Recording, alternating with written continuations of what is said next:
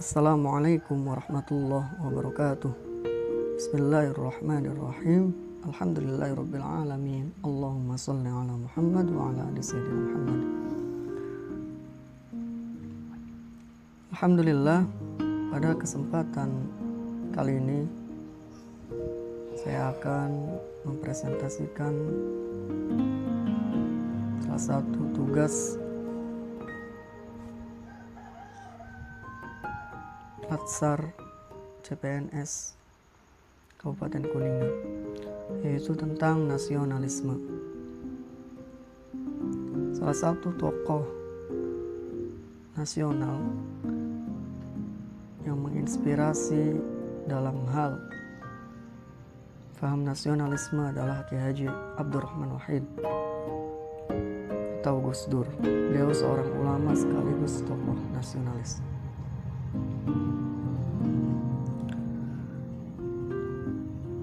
Kiai Haji Abdurrahman Wahid atau Gus Dur lahir di Jombang, Jawa Timur 7 September 1940. Beliau meninggal di Jakarta 30 Desember 2009 pada umur 69 tahun. Beliau adalah tokoh muslim Indonesia dan pemimpin politik yang menjadi presiden Indonesia yang keempat dari tahun 1999 hingga 2001. Merupakan sosok yang kompleks mulai dari keulamaan, demokratis, pluralis, dan nasionalis. Kecerdasannya tidak hanya bisa dilihat dari tulisan-tulisannya, tapi juga dari ide-ide politik yang dilakoninya.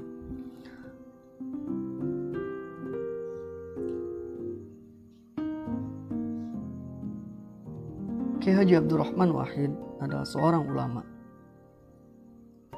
Pada tahun 1979 ditunjuk sebagai anggota Dewan Syuriah atau Dewan Penasihat NU.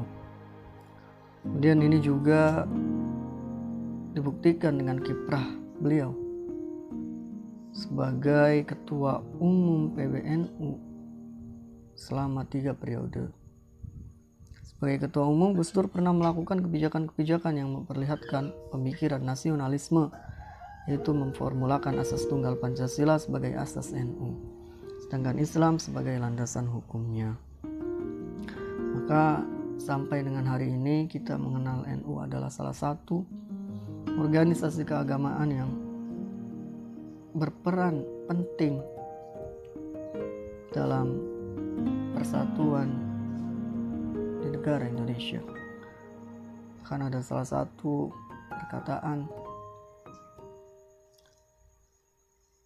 yang terkenal dalam NU, yaitu hubbul waton minal iman. Cinta tanah air merupakan sebagian dari iman. Ini menunjukkan bahwa nasionalisme dan agama itu adalah satu kesatuan yang tidak dapat dipisahkan. Ini adalah salah satu perjuangan Gus Dur, karena beliau adalah merupakan cucu dari pendiri Nahdlatul Ulama.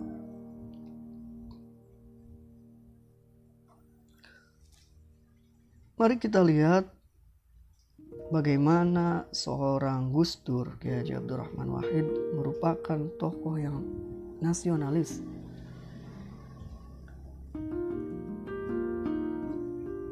Beliau adalah pemersatu. Ini dibuktikan dengan ketika ada disintegrasi bangsa Aceh dan Papua, Gus Dur lah yang memilih untuk melalui jalan dialog penyelesaiannya,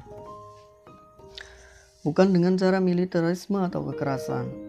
Ini akhirnya meredam kekerasan-kekerasan yang pernah terjadi sebelumnya.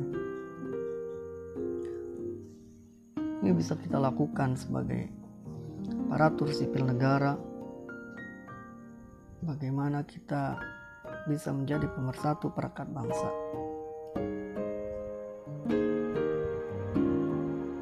Tidak menggunakan kekerasan, tapi menggunakan jalan dialog. Yang kedua, beliau sebagai perekat bangsa. dalam hal negosiasi dengan GAM, Gerakan Aceh Merdeka. Kemudian beliau juga sebagai tokoh yang pluralis. Ini dibuktikan dengan beliau mengeluarkan keputusan presiden tentang kepercayaan dan adat istiadat di Cina, bahwa Konghucu merupakan salah satu agama resmi di Indonesia, di mana jiwa nasionalisme dan menghargai perbedaan yang ada pada dalam diri Gus Dur itu dibuktikan dengan ditetapkannya Konghucu sebagai agama resmi. Maka beliau menerima penghargaan, yaitu salah satunya sebagai Bapak Tionghoa oleh tokoh Tionghoa.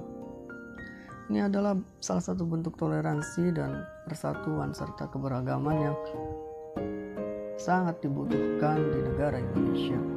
Maka hal kecil yang dapat kita lakukan sebagai aparatur sipil negara, kita harus menghargai perbedaan yang ada di antara kita, di antara masyarakat, di antara ASN. Karena agama bukan hanya Islam, bukan hanya Kristen, dan bukan hanya Hindu, Buddha. Ada Konghucu juga. Inilah beberapa hal karakter yang ada dalam diri Kiai Haji Abdurrahman Wahid yang harus kita contoh dan menjadi inspirasi bagaimana faham nasionalisme dalam diri beliau sangat kuat. Padahal beliau seorang ulama, beliau juga seorang tokoh nasionalis. Terima kasih. Assalamualaikum warahmatullahi wabarakatuh.